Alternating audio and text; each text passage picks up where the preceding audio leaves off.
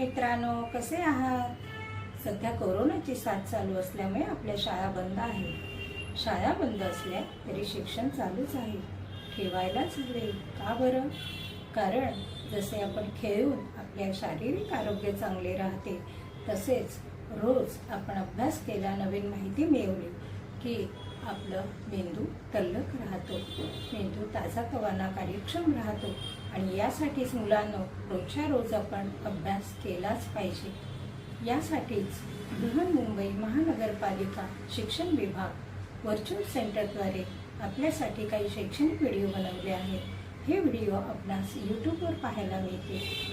विद्यार्थी मित्र, मी श्रीमती निशा Avinash केळणे, Gokhale road, municipal Marathi उपरा, शाळा क्रमांक 2, जी उत्तर विभाग येथे कार्यरत आहे. मी आपल्यासाठी इयत्ता 5वी विषय मराठीचे अध्यापन करणार आहे. मुलांनो, आज आपण एक नवीन घटक शिकूया. चला तर मग. बृहन्मुंबई महानगरपालिका शिक्षण विभाग, श्रीमती निशा देवणे, जी उत्तर विभाग, गोखले रोड साऊथ, उपरा, मराठी, शाळा क्रमांक 2, इयत्ता 5वी विषय मराठी.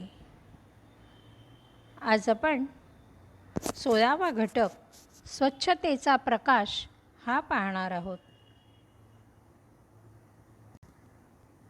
विद्यार्थ्यांनो, तुमच्या मराठी बालभारती पुस्तकातील पान क्रमांक 45 वरील स्वच्छतेचा प्रकाश हा लेखक यदुनाथ थत्ते लिखित पाठ आज आपण पाहणार आहोत.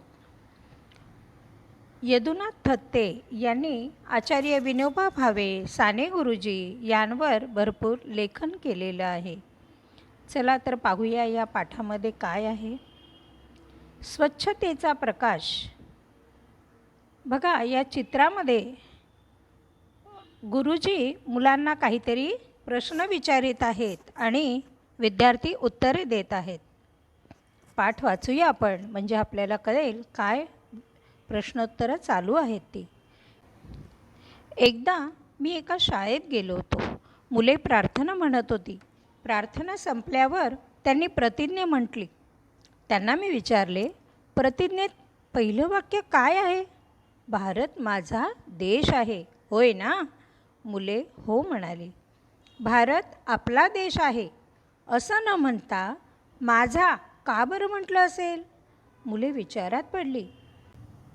मग मी सांगितले, वस्तू माझी असं वाटतं तेव्हा आपण तिची जितकी काळजी घेतो तितकी आपली म्हटल्यावर घेतोच असं नाही. म्हणून माझा असा शब्द इथे वापरला असं वाटतं का? मुले म्हणाली, बरोबर आहे. माझं घर, अंगण म्हटलं की ते मी स्वच्छ करतो.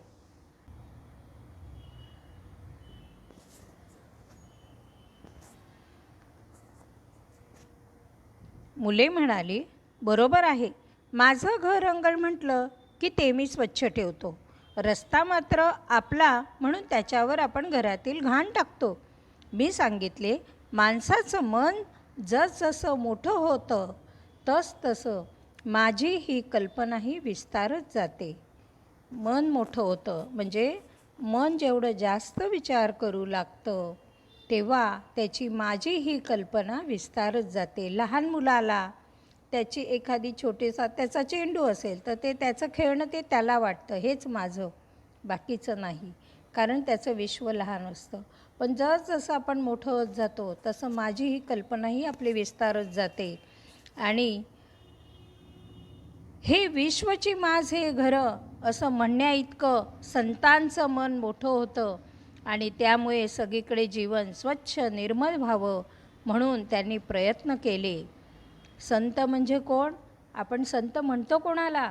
की जे जगाचा विचार करतात, फक्त आपल्यापुरता नाही, आपल्या कुटुंबापुरता नाही, तर जे जगाचा विचार करतात त्यांनाच आपण संत म्हणतो. असेच काही संत पाहूया आपण.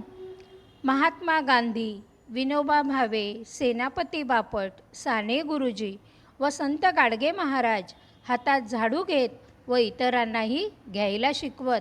बघा, या चित्रामध्ये प्रतिज्ञा घेतोय आणि आपण प्रत्येकजणच लहानपणी शाळेत असताना शालेय जीवनात रोजच्या रोज प्रार्थनेच्या वेळी प्रतिज्ञा घेत असतो आणि रोज म्हणत असतो, भारत माझा देश आहे. आणि हे आपल्या मनावर कुठेतरी बिंबलेलं असतं, कोरलेलं असतं.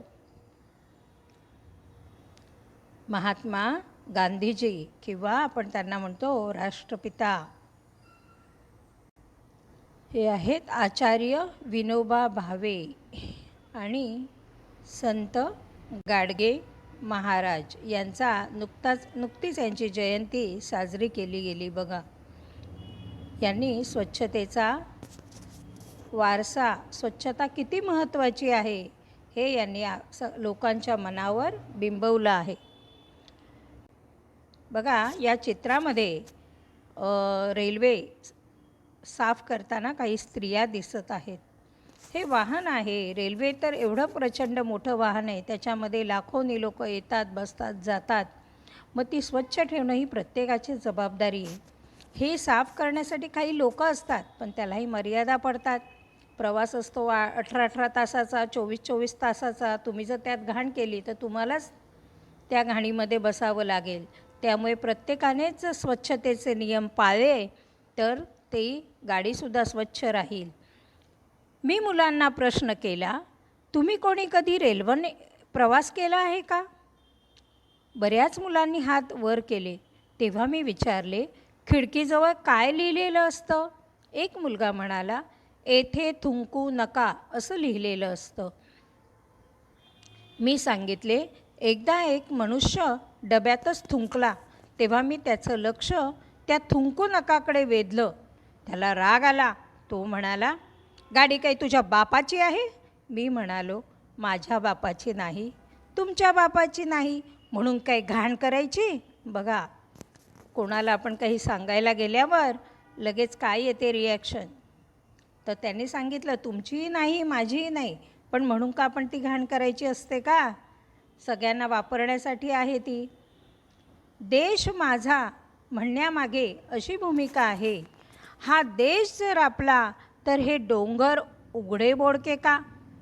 आपण वंदे मातरम म्हणताना सस्य श्यामला असे म्हणून मातेला वंदन करतो.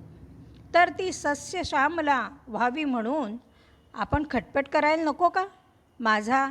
भारत माझा देश आहे असं नुसतं पोपटासारखं तोंडानं म्हणण्याऐवजी तुमच्या सर्व इंद्रियांतून ही भावना व्यक्त व्हायला हवी. मुलांनी उत्साहाने माना डोलावल्या. सस्य श्यामला म्हणजे काय? की ही जी माझी पृथ्वी आहे, हा माझा देश आहे, ह्या देशातले हे जे डोंगर आहेत ते उघडे बोडके आहेत. म्हणजेच काय आहेत? त्याच्यावर झाडं नाही, ओसाड आहेत, तर ते हिरवेगार असतील तर शांतता सगळीकडे राहील. तर ही जी माझी पृथ्वी आहे, हा जो माझा देश आहे, हा मला सस्य श्यामला करायचा आहे. ही मी रोज प्रतिज्ञा घेतो, ती नुसती बोलण्यासाठी नाही, तर माझ्या मनामध्ये हे कुठेतरी कोरलं गेलं पाहिजे आणि त्या दृष्टीने माझ्या सगळ्या कृती पाहिजेत, असं लेखक सगळ्यांना आपल्याला सांगत आहेत.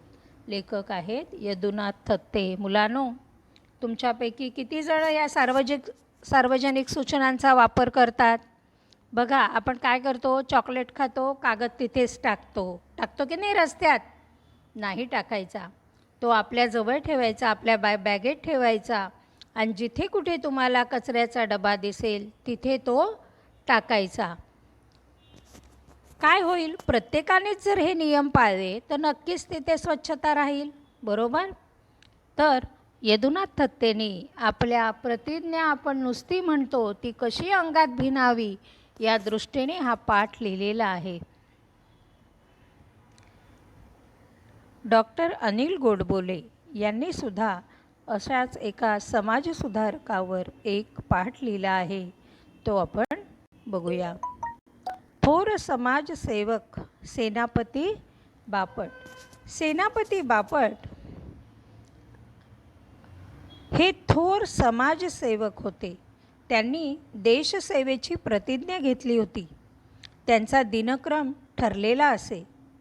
पहाटे लवकर उठायचे, दैनंदिन कामे उरकली की हातात झाडू घ्यायचा आणि सफाईला सुरुवात करायची. सफाई करणे सोपे असते, पण लोकांच्या वृत्तीत बदल घडवून आणणे अवघड असते असे त्यांना वाटे. बघा, बरेचदा असं असतं, आई पण आपल्याला घरी काम सांगते, बऱ्याच वेळा एकच काम सांगते, पण आपण काही ते लवकर करत नाही. अशा वेळी तिला काय वाटतं, जाऊ दे मीच करून टाकते.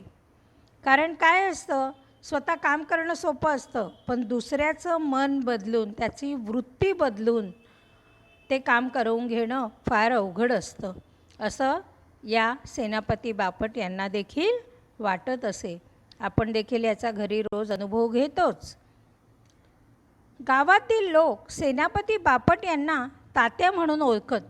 त्यांचे सफाईचे काम पाहून गावकऱ्यांमध्ये कुजबूज सुरू झाली. काही जणांनी त्यांना विचारले,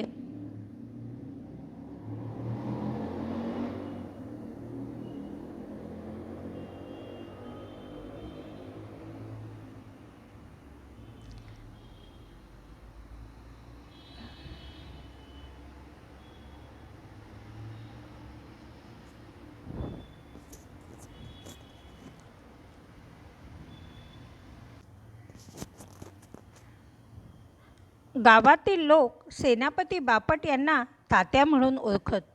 त्यांचे सफाईचे काम पाहून गावकऱ्यांमध्ये कुजबूज सुरू झाली. काही जणांनी त्यांना विचारले, तात्या, हे कसलं काम काढलं? तात्या म्हणाले, स्वच्छतेचं. त्यावर गावकरी म्हणाले, तुमच्यासारख्या शिकल्या सवरलेल्यांना हे असलं वंगाळ काम करणं बरं दिसत नाही. सफाईच्या कामात वाईट काय आहे? तात्यांनी विचारले. पण असलं हलकं काम? गावकऱ्यांनी प्रश्न विचारला. कोणतंही काम हे कमी नसतं. ते मन लावून आणि प्रामाणिकपणे करणंच त्याची सुंदरता वाढवतं आणि ते महत्त्वाचंच असतं. छोटं काम कुठलंच नसतं. गावकऱ्यांनी तात्यांच्या वडिलांची म्हणजे दादांची भेट घेतली. तात्या करत असलेल्या स्वच्छता मोहिमेची माहिती दिली. वडिलांनी मुलाला समजावून सांगावे असे सुचवले. एके दिवशी दादा तात्यांना म्हणाले, तात्या, तू विलायतेहून शिकून आलास आणि आता हे काय सुरू केलंस? काय झालं दादा, माझं काही चुकलं का? तात्यांनी विचारलं. बघा, वडील मुलाला विचारतायत, तू एवढा विलायतेला, विलायत म्हणजे परदेश, एवढा परदेशात शिकून तू आलास आणि इथे येऊन तू झाडू मारतोयस, ही अशी कामं करतोयस, काय असं करतोस? मग तो वडिलांना विचारतो की दादा, माझं काही चुकलं का? कारण त्यांना वाटतं आपला मुलगा एवढा शिकला आहे, देशाच्या प्रगतीसाठी शिकला आहे आणि आता झाडू घेऊन काय बसला आहे. तर म्हणून त्याला वडील विचारत असतात. इतके दिवस सशस्त्र क्रांतीचं वेड तुझ्या डोक्यात होतं, त्यासाठी तू उच्च शिक्षण घेतलंस आणि आता तू हातात झाडू घेऊन सफाईला सुरुवात केलीस. आयुष्यात काय करायचं हे तू ठरवलंस की नाही? दादांनी विचारलं. वडील आहेत, त्यांना वाईट वाटलं की उच्च शिक्षण हा विलायतेला घेऊन आला आहे आणि आता झाडू मारतो आहे, म्हणजे आयुष्यात काय करायचं हे तू अजून ठरवलंस की नाही, असं त्यांना शंका आली. सारं आयुष्य देशसेवेसाठी घालवायचं अशी मी प्रतिज्ञा केली आहे. विलायतेला जाऊन जे शिक्षण घेतलं ती एक देशसेवाच होती आणि आता त्याच हातात झाडू घेतला, तोही देशसेवेचाच एक भाग म्हणून. तात्या म्हणाले, सफाई करण्यात कसली देशसेवा? दादांनी विचारले. दादा, तुम्ही रोज देवाची पूजा करता. पूजा करण्याआधी देवाची बैठक झाडून स्वच्छ करता ना? मग देश हाच माझा देव. मी माझ्या देवाची बैठक झाडून स्वच्छ करतो. तुम्ही पूजक देवाचे, देशाचा मीही पूजक. सर्वव्यापी देव माझा, त्याची मी झाडी बैठक. बघा, देवाची बैठक म्हणजे देवाचं वस्त्र, त्याची जी आसन असतं ते सगळं आपण पुसतो की नाही देवपूजेच्या आधी, तसा हा देश म्हणजेच माझा देव आहे. तर या देशातील ही जी भूमी आहे तीच माझी, या देशाची जी बैठक आहे तीच मी झाडून स्वच्छ करीत आहे. यावर दादा तरी काय बोलणार? सेनापती बापट यांनी हे सफाईचे व्रत अबोलपणे आयुष्यभर राबवले. लोकांच्या वृत्तीत हळूहळू नकळत बदल होत गेला. बघा, काही वेळा काही गोष्टी सांगून होत नाहीत, पण अनुकरणाने होतात. दुसऱ्याचं बघून बघून बघून आपण ती करण्यास उद्युक्त होतो, तयार होतो. डॉक्टर अनिल गोडबोले यांनी हा पाठ लिहिलेला आहे. आता यावरील आपण काही स्वाध्याय पाहूया. प्रश्न पहिला, थोडक्यात उत्तरे लिहा. सेनापती बापट यांनी गावकऱ्यांना स्वच्छता मोहिमेत सामील व्हायला का सांगितले? उत्तर, का बरं सांगितलं होतं स्वच्छता मोहिमेत सामील व्हा? हो, त्यांच्या दृष्टीने जगातील कोणतंही काम हे कमी नाही, प्रत्येक काम हे महत्त्वाचं आहे. उत्तर, सेनापती बापट यांच्या मते जगातील कोणतेही काम हलके नसते, म्हणून त्यांनी गावकऱ्यांना स्वच्छता मोहिमेत सामील व्हायला सांगितले. भारत माझा देश आहे या वाक्यात माझा शब्द का वापरला आहे? का बरं वापरला आहे माझा शब्द? उत्तर, एखादी वस्तू माझी आहे असे म्हटले की माणूस तिची मनापासून काळजी घेतो. म्हणून भारत माझा देश आहे या वाक्यात माझा शब्द वापरला आहे. प्रश्न ई, तात्यांच्या कृतीमुळे लोकांच्या कोणत्या वृत्तीत बदल होत गेला? उत्तर, तात्यांच्या अबोलपणे सफाई करण्याच्या कृतीमुळे लोकांच्या सफाई कामाला कमी लेखण्याच्या वृत्तीमध्ये बदल होत गेला. प्रश्न ई, थोर व्यक्ती आपल्याला कशा प्रकारे शिकवण घालून देतात? उत्तर, थोर व्यक्ती आपल्याला स्वतःच्या कृतीतून लोकांना शिकवण घालवून देतात.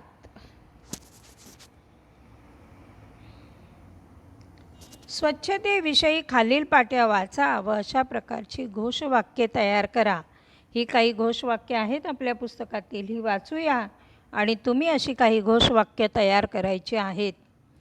सांडपाणी नको रस्त्यावर, डासांच्या पैदाशीला घाला आवर. सांडपाणी म्हणजे कपडे भांडी धुतलेलं जे पाणी असतं ते रस्त्यावर असंच पसरू देऊ नका, नाहीतर काय होतं, डासांची पैदास होते. त्या डासांच्या पैदाशीला घाला आवर. जिथे स्वच्छता असे तिथे आरोग्य वसे. स्वच्छता पाला रोगराई टाळा. केर कचरामुक्त गाव, सर्वत्र होई त्याचे नाव.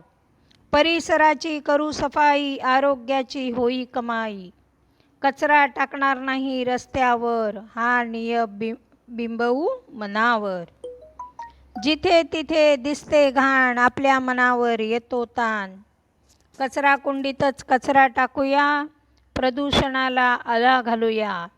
बघा, सगळे स्वच्छतेच्या बाबतीतील ही घोषवाक्य आहेत. तुम्ही अशी काही तुमच्या आवडीनुसार तयार करायची, लिहायची आणि आपल्या शिक्षकांना दाखवायची.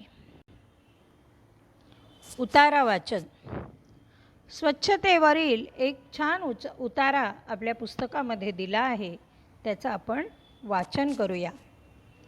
आपण सुंदर दिसावे, नीटनेटके राहावे असे प्रत्येकाला वाटते, म्हणून आपण दररोज अंघोळ करतो. त्यामुळे आपले शरीर स्वच्छ होते. त्याप्रमाणे कपडेही स्वच्छ हवेत. शरीर व कपडे स्वच्छ असतील तर मनही प्रसन्न राहते. म्हणूनच म्हटले जाते, ज्याचे शरीर निरोगी त्याचे मन निरोगी. आपण आपले घर स्वच्छ टापटीप ठेवतो. जशी घराची काळजी घेतो तशीच आपण आपल्या परिसराची काळजी घेणे हे आपले कर्तव्य आहे. परिसर अस्वच्छ ठेवला तर त्याचा परिणाम शेवटी आपल्यावरच होणार आहे. अस्वच्छतेमुळे परिसरात दुर्गंधीचे, कचऱ्याचे साम्राज्य पसरते. नाले गटारे तुंबतात. डास, माशा, चिलटं अशा अनेक कीटकांची पैदास होते. रोगराईला खतपाणी मिळते. कष्टाने कमावलेला पैसा दवाखाना, औषध पाणी यावर खर्च होतो. रोगामुळे शरीर क्षीण होत जाते, मन दुबळे होते.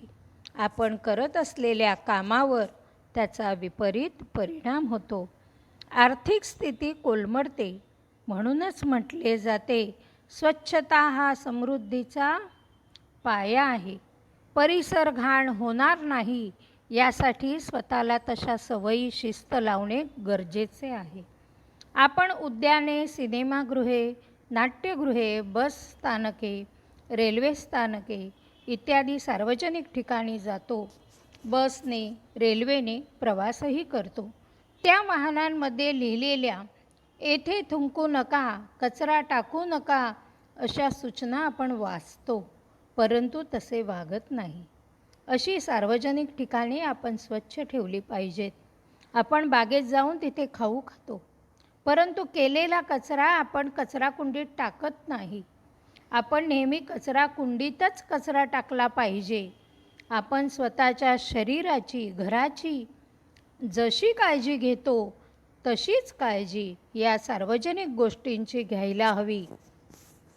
अशी भावना, वृत्ती सर्वांची तयार व्हायला हवी. पण त्यासाठी आपण आपल्यापासून सुरुवात करायला पाहिजे. वेळ लागेल. एकदा का आपण स्वच्छतेचे उपासक झालो, म्हणजे स्वच्छता दूत झालो, की आपल्याला अभिमानाने म्हणता येईल, माझा भारत स्वच्छ भारत, सुंदर भारत. एकदा का आपण स्वच्छतेचे उपासक झालो, म्हणजे स्वच्छता दूत झालो, की आपल्याला अभिमानाने म्हणता येईल, माझा भारत स्वच्छ भारत, सुंदर भारत. उपासक झालो म्हणजे काय? जशी देवाची उपासना करतो आपण, स्तोत्र म्हणतो, मनन चिंतन करतो, तसं याचंसुद्धा नामस्मरण करतो, तसं स्वच्छतेचे सुद्धा आपण उपासक. म्हणजे नाही, मी जिथे आहे तिथे ते माझ्याकडून कुठलाच तिथे अस्वच्छ काही होणार नाही, ही सतत मनामध्ये जाणीव असणं म्हणजेच स्वच्छतेचे उपासक झाल्यासारखं आहे. जेव्हा आपण असे स्वच्छता दूत झालो, की आपल्याला अभिमानाने म्हणता येईल, माझा भारत स्वच्छ भारत, सुंदर भारत. मुलांनो, या पाठातून लेखकांनी आपल्याला स्वच्छतेचं महत्त्व पटवून दिलेलं आहे. तर आजपासून तुम्ही तुमच्या मनाशी ठरवायचं आहे, आधी स्वतः मनन करायचं आहे, की मी कोणता कचरा करतो, माझ्या हातून काय काय चुका नकळत होत आहेत, त्या मला इथून पुढे करायच्या नाहीत. स्वच्छता आजूबाजूचीही राखायची आहे. या पद्धतीने मी इथून पुढे वागेन अशी प्रार्थना, अशी इच्छा मनोमन ठरवायची आणि त्याप्रमाणे इथून पुढे आपण वागायचं आहे असं ठरवूया. धन्यवाद मुलांनो. चला तर मग मुलांनो, तुम्हाला हा घटक समजलाच असेल. नसेल समजला तर हा व्हिडिओ पुन्हा पहा आणि ह्या घटकावरील तुमच्या पाठ्यपुस्तकातील स्वाध्याय तुमच्या वहीत सोडवा. कठीण शब्दार्थ, वाक्प्रचार जे आलेले आहेत त्यांचे अर्थ समजून घ्या, पाठ करा आणि ते वापरून 2-2 वाक्य तयार करा. रोजच्या रोज कोणत्या ना कोणत्या विषयाचे व्हिडिओ पाहत राहा आणि आपल्या मेंदूला तल्लख ठेवा. मुलांनो, हसा काय खेळा, परंतु अभ्यास करा. तसेच कविता असेल तर त्या कवितेला तुमच्या आवडीची चाल लावा. छानपैकी चाल लावत कविता पाठ करा, म्हणा, त्याचा व्हिडिओ काढा, आईबाबांना दाखवा, शिक्षकांना दाखवा, मित्रमैत्रिणींना दाखवा. आणि व्हिडिओ आवडला असेल तर सबस्क्राईब करायला विसरू नका. बेल आयकॉनला टच करा. चला तर मग, थँक्यू.